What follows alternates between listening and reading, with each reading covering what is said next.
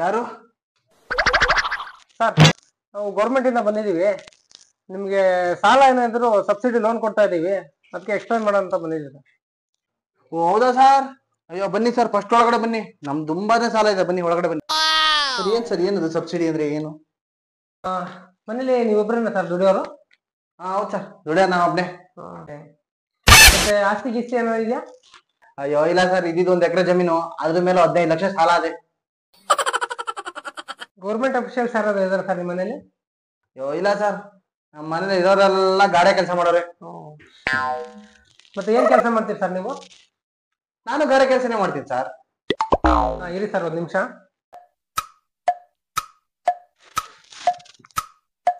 Hello ಚಿಕ್ಕಮ್ಮ, ನಿನ್ ಮಗಳಿಗೆ ಎಲ್ಲಾರ ಒಳ್ಳೆ ಕಡೆ ಸಂಬಂಧ ನೋಡಿ ಮದುವೆ ಮಾಡುವಂತೆ. ಈ ನನ್ ಮಗ ಮೈ ತುಂಬಾ ಸಾಲ ಮಾಡ್ಕೊಂಡು ಎಕ್ಕುಟ್ಟೋಗ್ಬಿಟ್ಟವನೆ, ಅವ್ನ್ ಕೆಲ್ಸ ಇಲ್ಲ ಏನಿಲ್ಲ.